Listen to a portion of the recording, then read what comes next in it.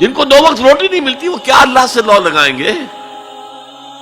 جو 10-12 گھنٹے دن میں کام کرتے ہیں وہ رات کو کہیں جاگیں گے، کھڑے ہوں گے اللہ کے حضور؟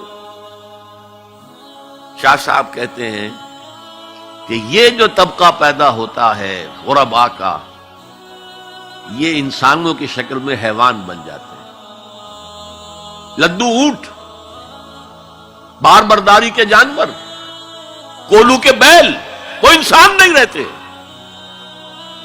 حدیث میں نے آپ کو سنا دی، کاد الفقر و یکون کفرا۔ تو اس انقلاب کو برپا کرنے کے لیے، اور یہ میں آپ سے عرض کر دوں، تاریخ انسانی کا عظیم ترین انقلاب وہ ہے جو محمد نے برپا کیا صلی اللہ علیہ وسلم، اور یہ میری بات نہیں ہے۔ Doctor M.N. رائے، ممبر کمیونسٹ انٹرنیشنل، ہندو اور کمیونزم کی سب سے اونچی باڈی کا رکن، 1920 میں بولشوک ریولوشن کے 3 سال بعد 1917 میں انقلاب آیا تھا، ایک لیکچر دیا ہے لاہور میں، بریڈلا ہال میں، دی ہسٹوریکل رول آف اسلام، اور اس نے کہا عظیم ترین انقلاب وہ تھا تاریخ انسانی کا جو محمد نے برپا کیا، because he was a revolutionary, he knew what a revolution means. کہا عظیم ترین انقلاب وہ ہے جو محمد نے برپا کیا۔ یہ 1920 کی بات ہے، اور میں جب پچھلی مرتبہ آیا تھا 1991 میں تو معلوم ہوا تھا کہ یہ جو بمبئی کہتے تھے، ممبئی اب آپ کہتے ہیں، اس کا کوئی پبلشر اس کتاب کو شائع کرتا ہے، ہسٹوریکل رول آف اسلام۔ اچھا، یہ تو ہوا 20ویں صدی کے شروع سے 20واں سال، اس کے اختتام سے 20 سال پہلے کتاب لکھی گئی دی 100، یہ ہندوستان کا ہے M.N. رائے، اور وہ مینہٹن کا رہنے والا ڈاکٹر مائیکل ہارٹ۔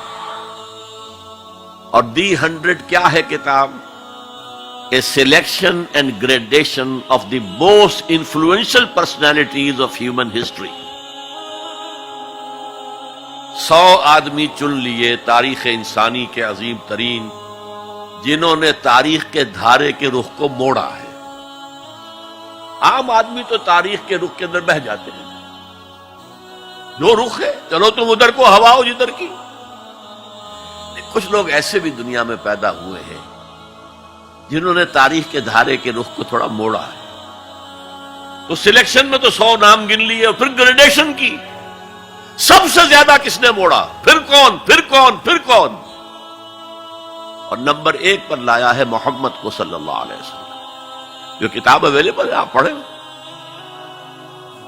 اور بڑے خوبصورت الفاظ اس کے ہیں۔ Naturally I O an explanation, میں عیسائی ہوں، حضرت مسیح کو نمبر 3 پر لے گیا ہوں اور محمد کو نمبر 1 پر رکھ رہا ہوں، تو یقیناً مجھے کوئی نہ کوئی اس کی ایکسپلینیشن دینی ہوگی، کوئی توجیہ کرنی ہوگی۔ اور پھر اس نے وہ جملہ لکھا ہے جو میرے علم کی حد تک کسی مسلمان کی رسائی اس تک نہیں ہوئی۔ This is because he was the only person who was supremely successful on both the religious and secular fields. تاریخ انسانی میں ایک ہی آدمی ہے جو ریلیجس اور سیکولر دونوں میدانوں میں بہت اونچا ہے۔ باقی سارے کیا ہیں؟ یا مذہب، روحانیت، اخلاق میں اونچے ہیں، تو ریاست، سیاست، اس سے کوئی سروکار ہی نہیں۔ حضرت عیسیٰ کا بھی یہی معاملہ ہے، گوتم بدھ کا بھی یہی معاملہ ہے۔ اور یا ادھر ہیں اونچے شہنشاہ ہیں، بڑے بڑے فاتح ہیں، تو دوسری طرف زیرو نہیں بلکہ مائنس لیول کو لانا پڑے گا۔ ایک ہی شخص ہے، وہ کہتا ہے ایک، دی اونلی، اسی لیے میں نے 3 دفعہ دہرایا ہے، the only person who was supremely successful at both the religious and secular planes۔ یہ ہے حضور کا انقلاب۔ برپا کس سے کیا؟ کتاب سے کیا۔ چنانچہ 3 مرتبہ وہ الفاظ آئے ہیں قرآن میں کہ آپ کا مقصد تھا دین کو غالب کرنا، اور اس کے لیے طریقہ کار کیا تھا؟ 4 دفعہ الفاظ آئے، 4 الفاظ، 4 اصطلاحات 4 دفعہ آئی۔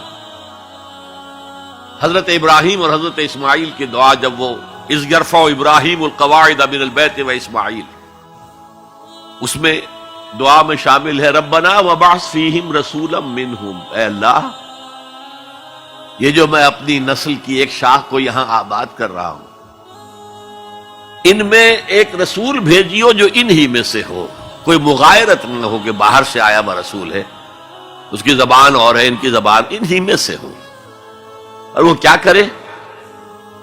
یتلو علیہم آیاتک ویعلمہم الکتاب والحکمت ویزکیہم، تیری آیات پڑھ کر سنائے، کتاب اور حکمت کی تعلیم دے اور تزکیہ کرے ان کا۔ یا رب فاجمعنی بكل الصحب والأحباب واكتب لنا أن ندخل الجنات بالريان۔